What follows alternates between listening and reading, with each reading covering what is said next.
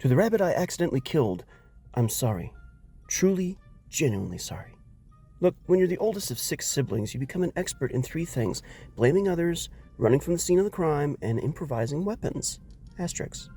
Unfortunately for you, Mr. Rabbit, by age 12, definitely not 30, I had thoroughly mastered number 3. Let's set the scene. It was a slow Tuesday. Summer break in a house of 6 bored, semi-feral house children.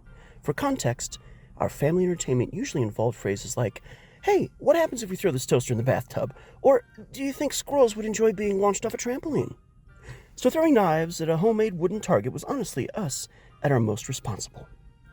Well, second most responsible, once we briefly tried reading books, but gave up after no squirrels were injured. Now please understand, Rabbit, it wasn't like I wasn't aiming at you. It's just that my accuracy at that age, not 30, was about as reliable as my siblings' promises not to waterboard each other again. You weren't even supposed to be there.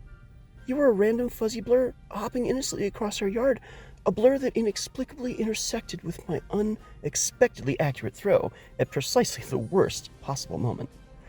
I was stunned. You were stunned.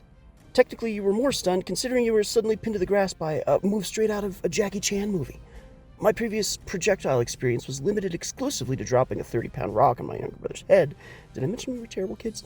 He survived, though now he has aphantasia, a condition we swear had nothing to do with dropping a giant rock directly onto his occipital lobe. You stared at me with big rabbit eyes, clearly communicating, "What the heck, dude?" While I stared back thinking, "What the heck, dude?" It was the most emotionally confusing moment of both our lives.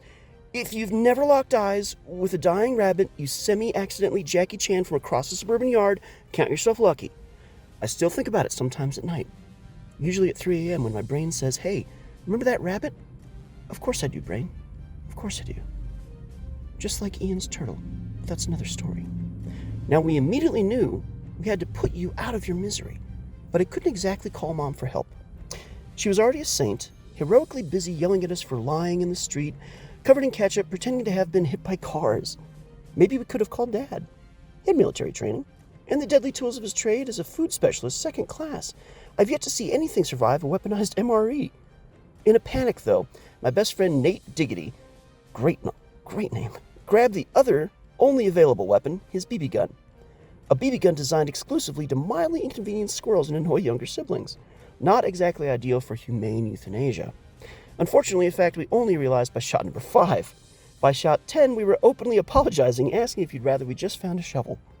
By shot 16, mercifully, the ordeal finally ended. To this day, I still can't walk past a BB gun in a sporting goods store without quietly muttering, "You lied to me." The next step was to give you a proper funeral, because even preteens raised by wolves or siblings who are arguably worse have standards.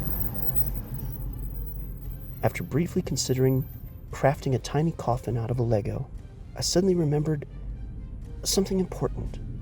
Vikings. Yes, rabbit Vikings.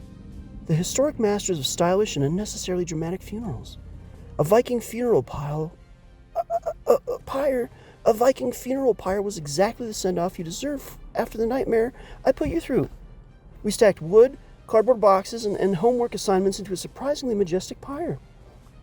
My younger brother eagerly climbed onto the pyre, ready to ascend to the heavenly warriors, but Mom intervened before we could light him up. He tried pleading his case, but no dice.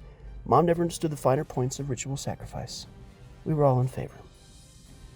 The fire was lit, your body gently placed atop the flames, and as we watched you ascend gracefully to Valhalla, we did what any respectful mourners would do. We removed our clothes, smeared mud over ourselves, and danced, chanted and howled beneath the deeply uncomfortable moon. Because obviously, dignity. Diggity thoughtfully remarked, "Is it disrespectful that this smells delicious?" We assured him it was, but disrespect has never stopped us before. I'm sorry to admit it, but we turned your totally respectful tribute into a smorgasbord. I know it sounds bad, but consider, would you rather be remembered as the tragic case of a bunny accidentally murdered by a 12-year-old, probably 30-year-old assassin, end quote, or as the rabbit who heroically sacrificed himself for the tastiest s'mores of an entire summer, again, end quote? Question mark. Legacy matters. Anyway, Mr. Rabbit, wherever you are, hopping through endless fields of lettuce and carrots, free from bored, overly confident children, alleged adults, mind you, I hope you understand I never meant for things to end this way. If there's a moral here, and let's face it, there probably isn't, maybe it's this. You just have to throw the knife. Wait, no, actually, you don't throw the knife. Or whatever. Anybody want a s'more? They're rabbit-flavored.